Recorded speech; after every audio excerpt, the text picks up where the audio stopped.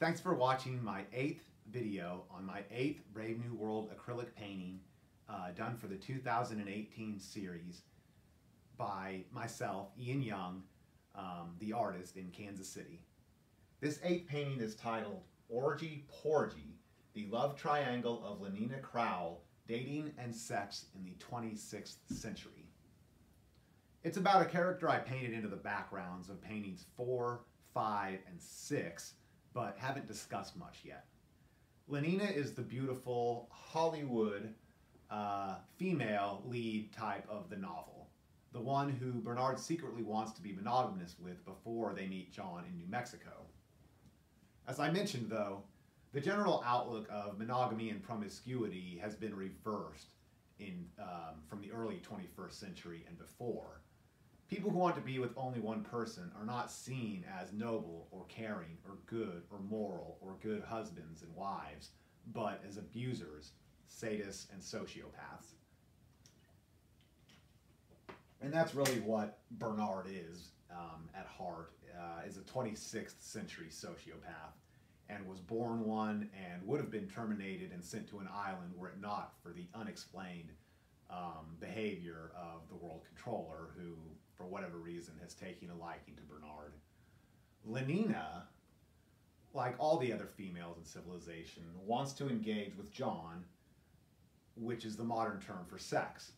But John is very traditional, and although it's never mentioned in the book, possibly still a virgin, he grew up the only white kid on the reservation, and Huxley mentions several times how he was excluded from many of the Native American ceremonies.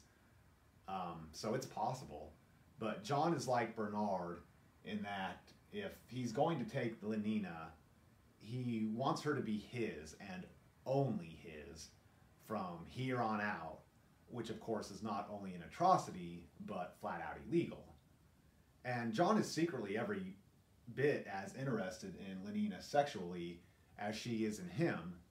After all, she was the first non-Zuni girl that he laid eyes on ever, and he does want to engage her, just so long as it's under his own conditions.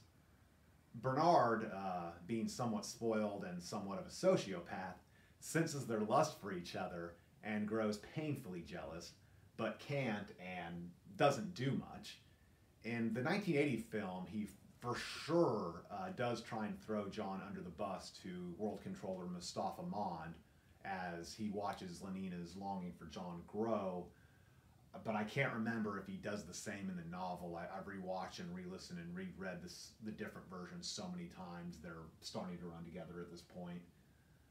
But we do actually have an old-fashioned love triangle romance story right smack in the middle of this very bizarre science fiction slash horror slash dystopian novel about growing humans in pods after the exiling of history and religion 500 years down the road. And although Lenina goes away for a little while after this part of the book, the romance does come back and play a huge part in the ending of the story. I set this painting up like a corny dating show that you'd see on TV, the type where a third of the time they mock each other and go their separate ways at the end, a third of the time they kiss and set up a second date, and a third of the time they just go at it.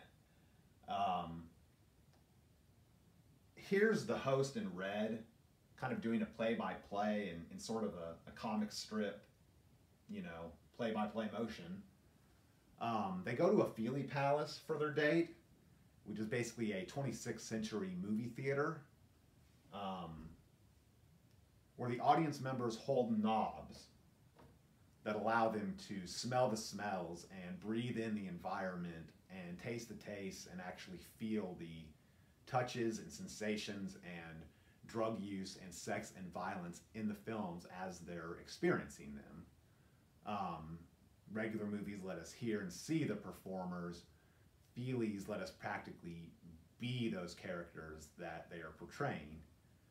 John flips out at the realness of the effects and storms out of the Feely Palace, after the movie ends with a beta minus female engaging with three alpha males at the same time after she's rescued. Before I explain what happens next, I want to touch on some symbolism here in the painting.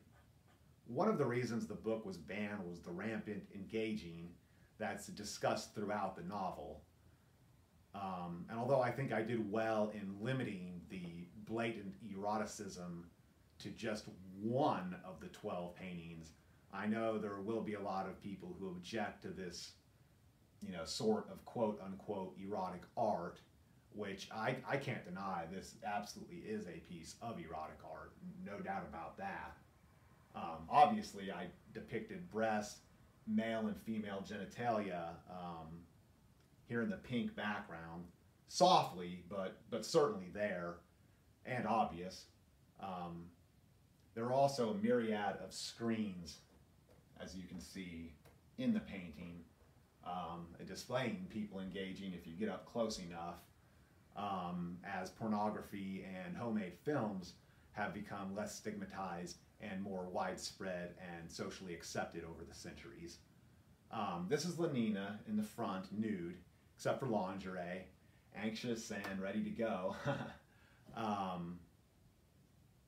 John intends to bring her flowers and romantic gifts, necklace,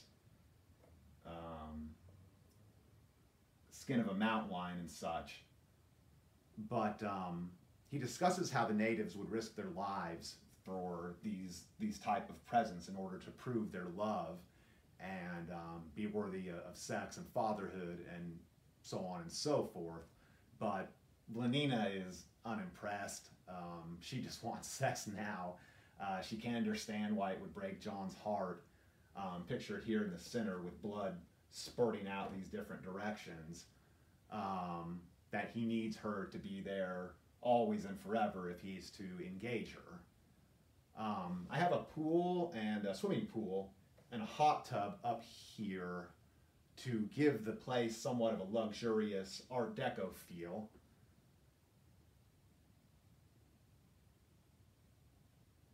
The knobs here represent the Feely Palace equipment that allows the viewers to feel the sensations that they're viewing. The rattlesnake and the mountain lion are some southwestern symbolism for the pain and suffering that true love can bring, and ultimately led to love becoming a dirty word like mother or father or son or daughter. I threw in some other traditional symbols of love and Valentine's Day, hearts, lips, lipstick, roses, or desert roses rather, as the symbolism is from New Mexico and the American Southwest. After John storms out of the Feely Palace, he sulks back into his room, and Bernard and everyone go to encourage him to finish the date. Bernard also has a very important meeting with his superiors this same night. It's actually his presentation of what him and the Savage have gone through, and ultimately his report on what it's been like bringing the Savage back into civilization. When you read the book or watch the excellent 1980 movie rendition, this part of the story moves very, very fast. And it's a hugely important part of the story that I never really noticed until I painted this series and rewatched it over and over again. It's curious that World Controller Mustafa Mond would schedule the presentation after John's date, knowing it may not go well or perfectly. As I rewatched Brave New World and re-listened and reread it, I just knew I had to mention it in these videos. You can see the controller of Universal Happiness, Mond, supposedly only driven to serve universal goodness, kind of setting up Bernard and especially John for failure with the timing of the presentation. And it doesn't get touched on, and it's hugely hypocritical for his position. But that move gives the impression that Mond is still angry with or about having to deport Thomas having to promote Bernard and having to give the Savage his 15 minutes of fame and letting him have the spotlight even just for a little while, I think. Here in the lower left corner are Bernard and another Alpha Plus named Helmholtz Watson, who becomes more important later in the novel, trying to convince John to finish the date and attend Bernard's presentation afterwards. John, of course, doesn't want to do either at this point in time after he's freaked out by the experience at the Feely Palace and the raunchiness of the film. He just wants to be in his room and be alone.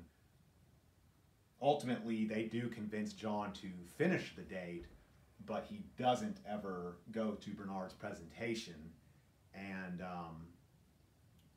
it winds up staining Bernard's reputation and hurting his career and credibility and job title after the Savage doesn't attend the presentation. I almost did 13 paintings to do a painting specifically about Bernard's presentation and John's no-show, but it wouldn't have made for a very strong piece compared to the other 12, so I kind of snuck it in here into this one, and it is, to my credit, it is kind of fit into this part of the novel and this part of the story anyway.